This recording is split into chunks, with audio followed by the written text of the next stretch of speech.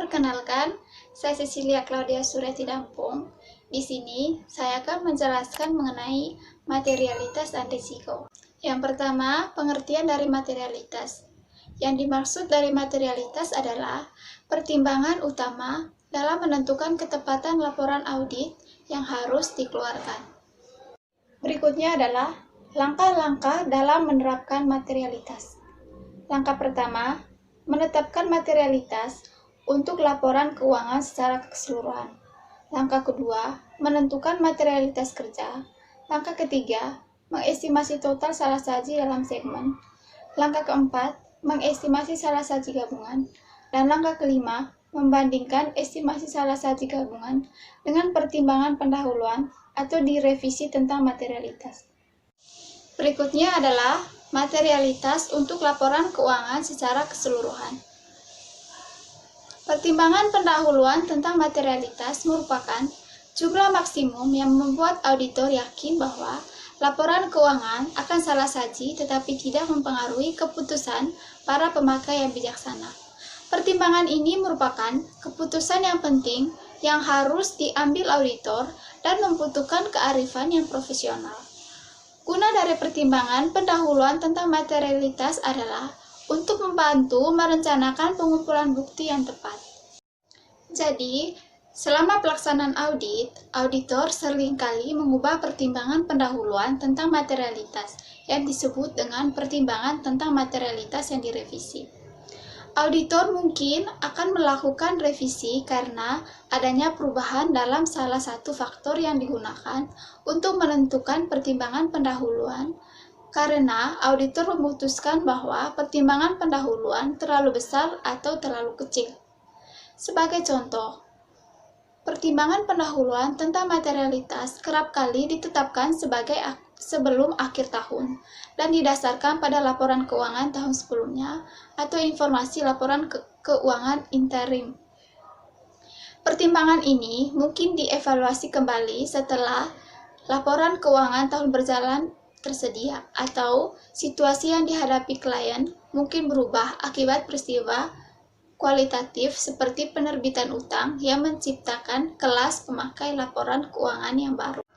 Faktor-faktor yang mempengaruhi pertimbangan materialitas. Yang pertama, materialitas adalah konsep yang bersifat relatif ketimbang absolut.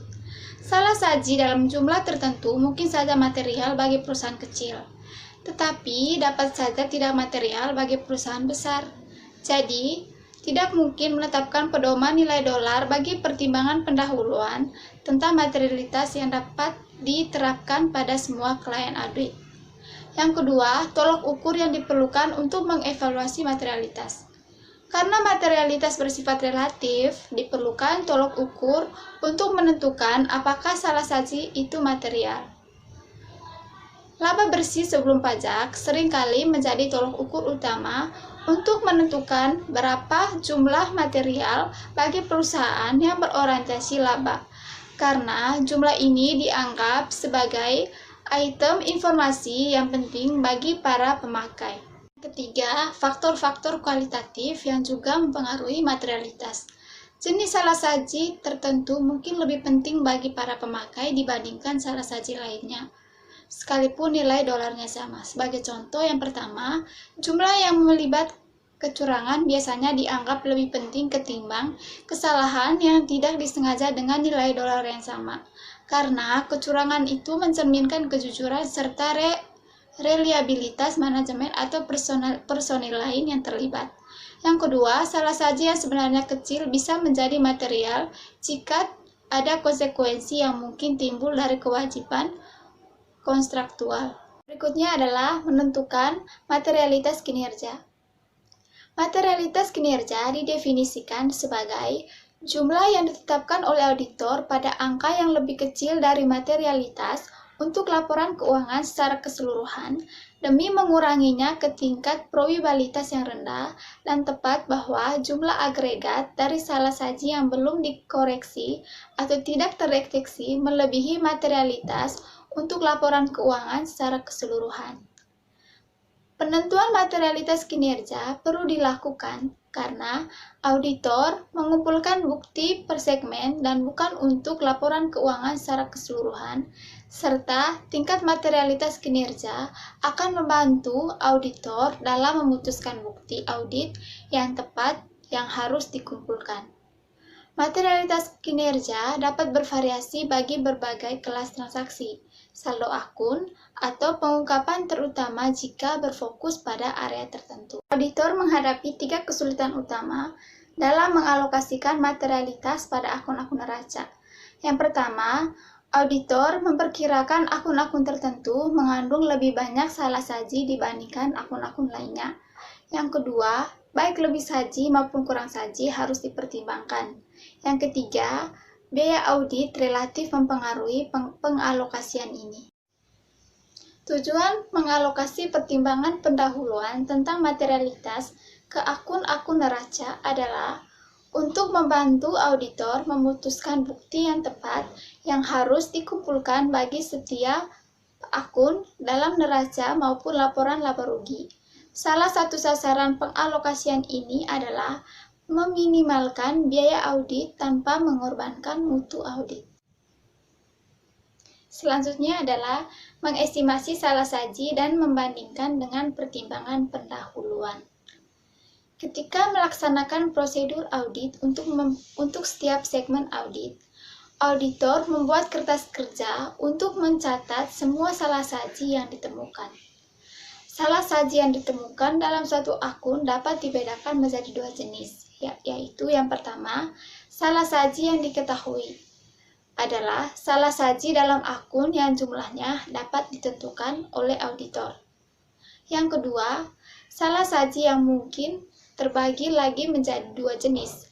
Jenis pertama adalah salah saji yang berasal dari perbedaan antara pertimbangan manajemen dan auditor tentang estimasi saldo akun. Jenis yang kedua adalah proyeksi salah saji berdasarkan pengujian auditor atas sampel dari suatu proposal. Selanjutnya adalah risiko audit.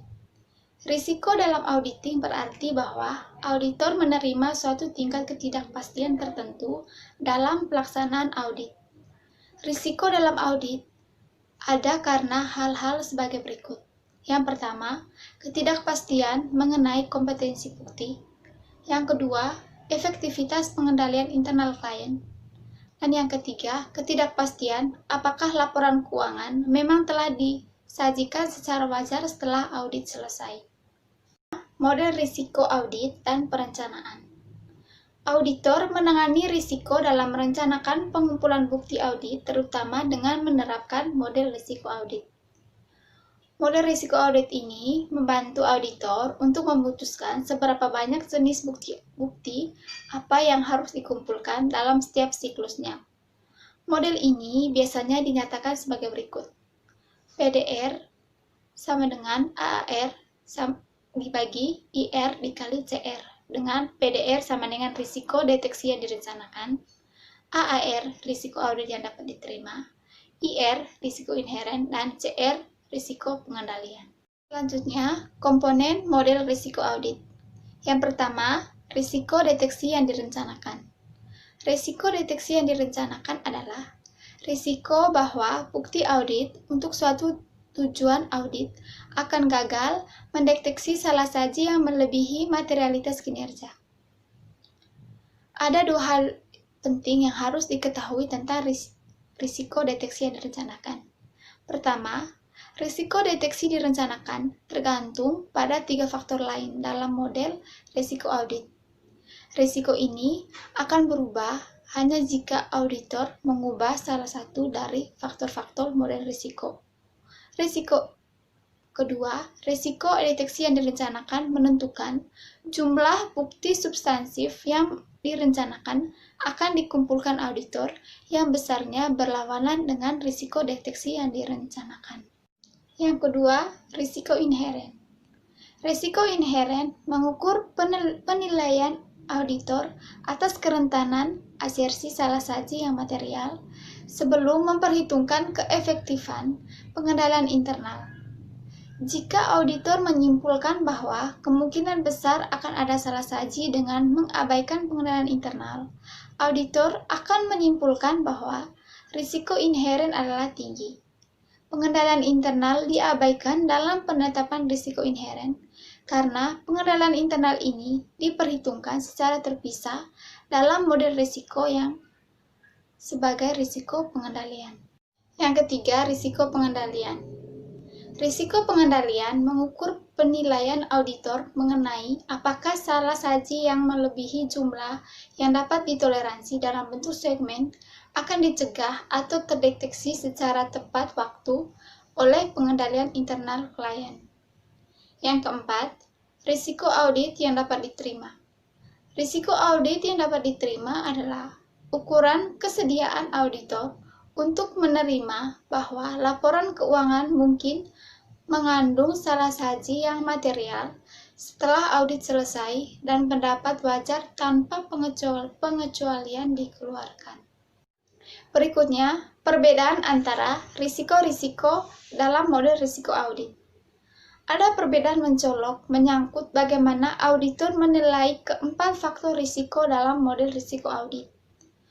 Untuk risiko audit yang dapat diterima, auditor memutuskan risiko yang bersedia diambil kantor akuntan publik bahwa laporan keuangan disalahsajikan setelah audit selesai berdasarkan faktor-faktor yang terkait dengan klien tertentu. Contoh, klien di mana auditor bersedia menerima risiko yang sangat kecil adalah untuk penawaran saham perdana kepada masyarakat. Risiko inheren dan risiko pengendalian didasarkan pada ekspektasi atau prediksi auditor mengenai kondisi klien. Auditor tidak bisa mengubah kondisi klien ini, tetapi hanya bisa menilai kemungkinannya. Risiko deteksi sangat bergantung pada ketiga risiko lainnya. Risiko ini hanya dapat ditentukan setelah auditor menilai ketiga risiko lainnya. Selanjutnya adalah menilai risiko audit yang dapat diterima. Auditor sebaiknya harus memutuskan risiko audit yang dapat diterima yang tepat bagi suatu audit selama perencanaan audit. Pertama, auditor memutuskan risiko penugasan dan kemudian menggunakan risiko penugasan ini untuk memodifikasi risiko audit yang dapat diterima. Dampak risiko penugasan terhadap risiko audit yang dapat diterima. Risiko penugasan adalah risiko bahwa auditor atau kantor akuntan publik akan menderita kerugian setelah audit selesai, walaupun laporan audit sudah benar. Apabila auditor memodifikasi bukti untuk risiko penugasan, hal itu dilakukan melalui pengendalian risiko audit yang dapat diterima. Beberapa faktor yang dapat mempengaruhi risiko penugasan dan karenanya mempengaruhi juga risiko audit yang dapat diterima, yaitu yang pertama, derajat ketergantungan pemakai eksternal pada laporan keuangan. Yang kedua, kemungkinan bahwa klien akan mengalami kesulitan keuangan setelah laporan audit dikeluarkan. Dan yang ketiga adalah evaluasi auditor atas integritas manajemen. Selanjutnya, menilai risiko inheren. Pencantuman risiko inheren pada model risiko audit adalah salah satu konsep terpenting auditing.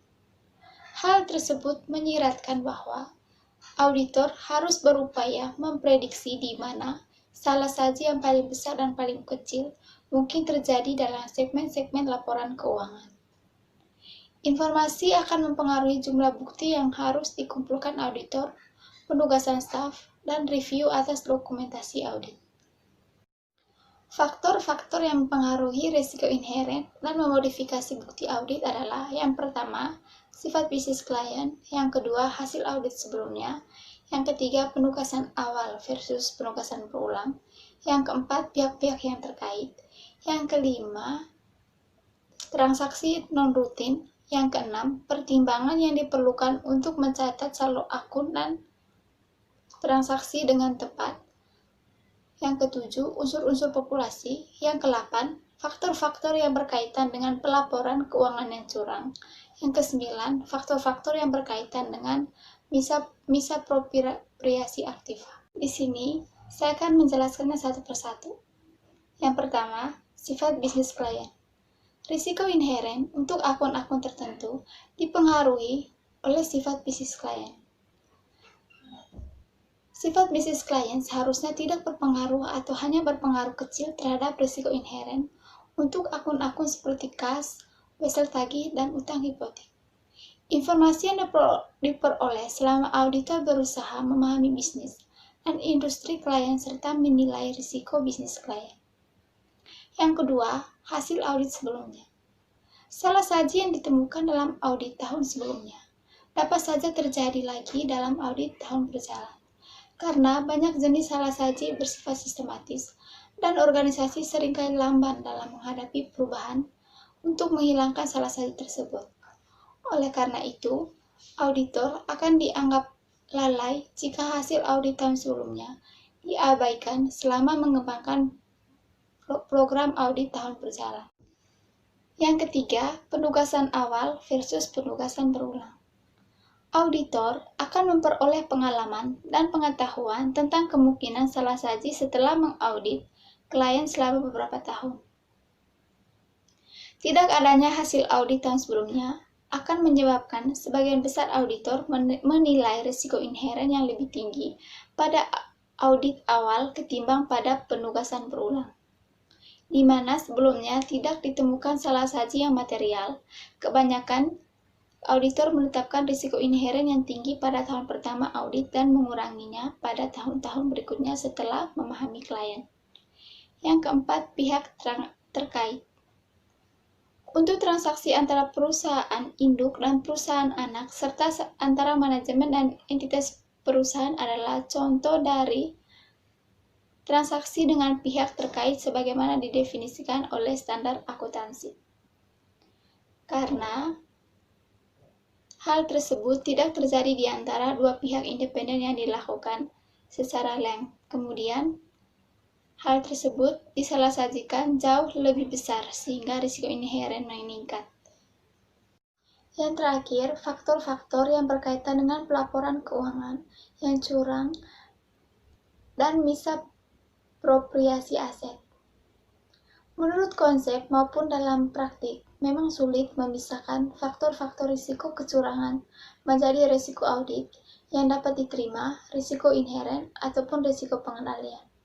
Sebagai contoh, manajemen yang tidak memiliki integritas dan termotivasi untuk menyalahsajikan laporan keuangan merupakan salah satu faktor dalam risiko audit yang dapat diterima, selain dapat juga mempengaruhi risiko pengendalian.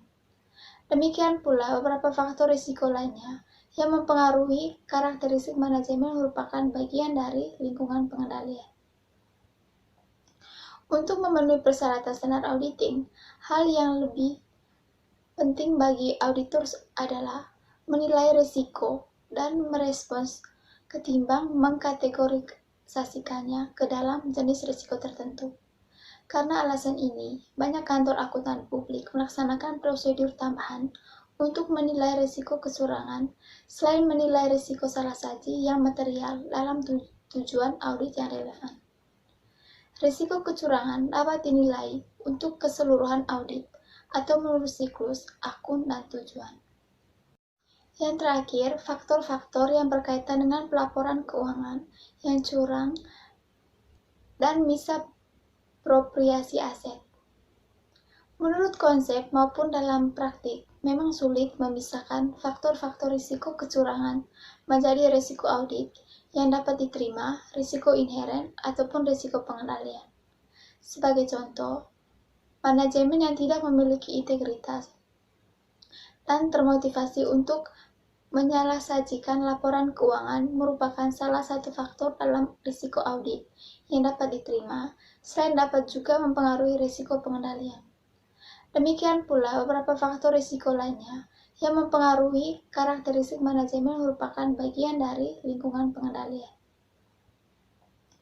Untuk memenuhi persyaratan standar auditing, hal yang lebih penting bagi auditor adalah menilai risiko dan merespons ketimbang mengkategorisasikannya ke dalam jenis risiko tertentu. Karena alasan ini, banyak kantor akuntan publik melaksanakan prosedur tambahan untuk menilai risiko kecurangan selain menilai risiko salah saji yang material dalam tujuan audit yang relevan. Risiko kecurangan dapat dinilai untuk keseluruhan audit atau menurut siklus, akun, dan tujuan. Sekian penjelasan dari saya, kurang lebihnya mohon maaf. Terima kasih.